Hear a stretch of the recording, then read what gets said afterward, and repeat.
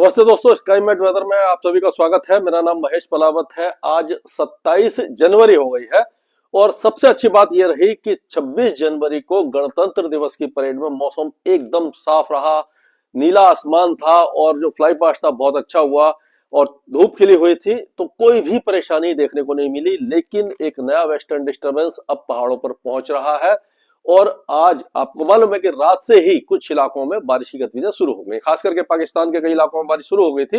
राजस्थान में बादल दोपहर से ही आना शुरू हो गए थे। पंजाब और हरियाणा के साथ साथ शाम तक, जो 26 जनवरी की शाम तक दिल्ली एनसीआर में भी बादल छाना शुरू हो गए थे।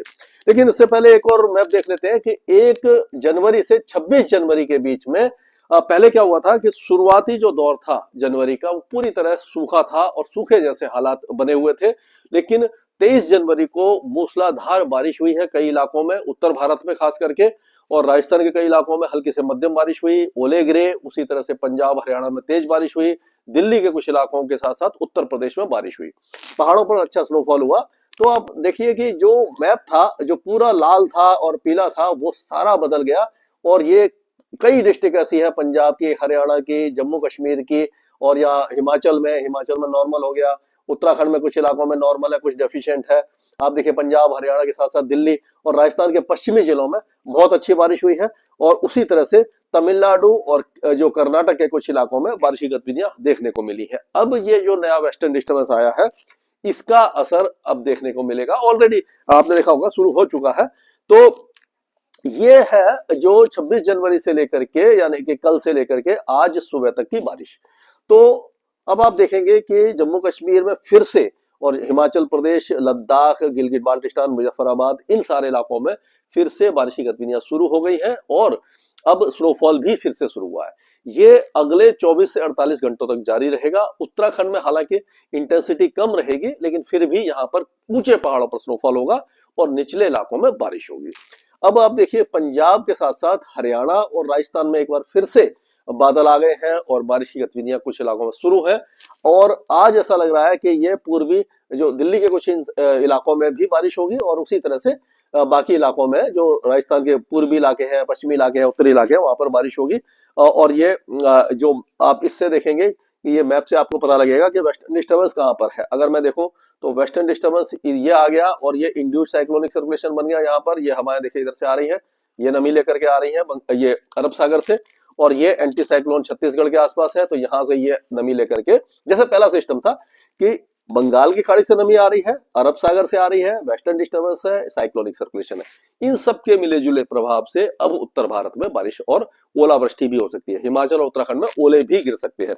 अब हम देखेंगे कि आज कैसा मौसम रहेगा। तो आज आप देखिए कि पहाड़ों पर उत्तराखंड से लेकर के सारे इलाकों में अच्छी बर्फबारी फिर से होगी आज 27 जनवरी को।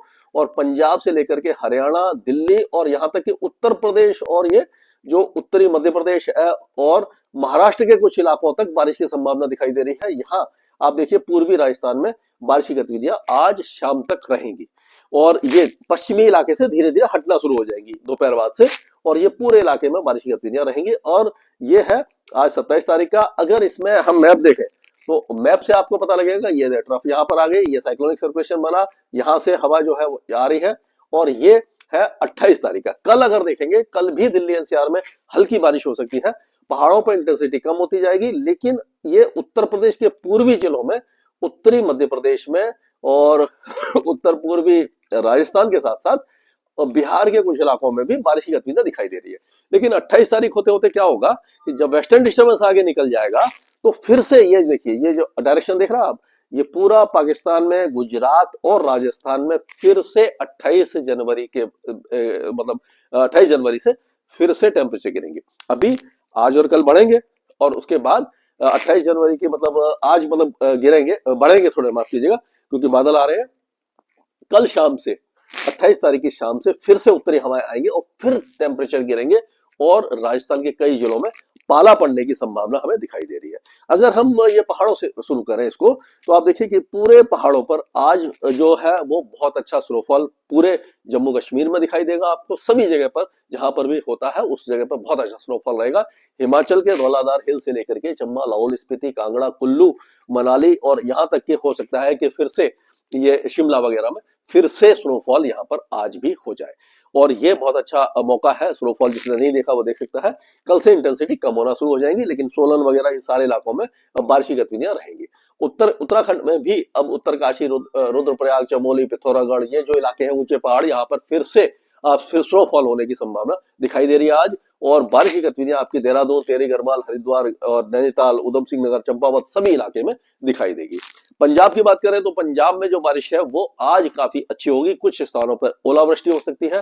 गुरदासपुर, अमृतसर से लेकर के तरन तारण, फजिल्का, मुक्तसर, बठिंडा, मनसा, संगरूर, पटियाला सारे इलाकों में बारिश की संभावना है।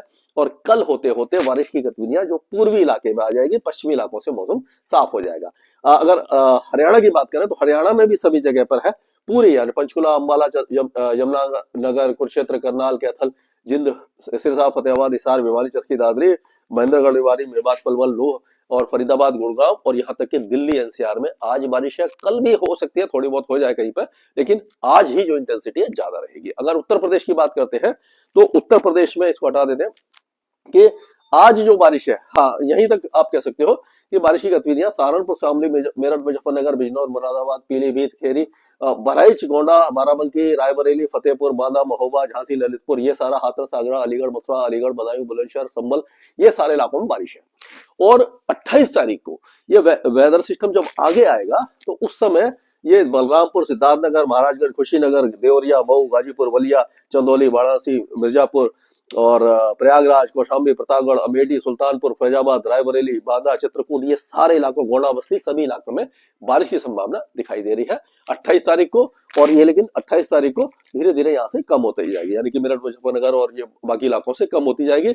और अगर बिहार की बात करें तो बिहार में भी कुछ इलाकों में जो अभी तक सूखा पड़ा था, तो हो सकता है चंपारण, गोपालगंज और ये अपना मुजफ्फरपुर, सिवान, सारण, वैशाली, बक्सर, भोजपुर, पटना और समस्तीपुर में हल्की फुल्की बारिश की गतिविधियां संभव दिखाई दे रही है। बहुत ज्यादा अच्छी बारिश नहीं होगी, लेकिन काफी दिनों से जो सूखा था उससे राहत जरूर मिल जाएगी।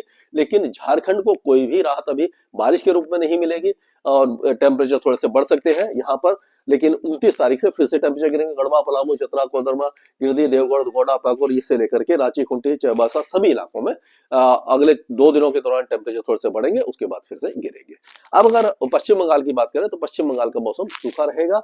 जलपाईगुड़ी, कुछ बिहार, अलीपुर, दार्जिलिंग से लेकर दिनाजपुर, मालदा, हुगली, हावड़ा, शांति निकेतन, कलकत्ता सारे इलाके सूखे रहने वाले हैं।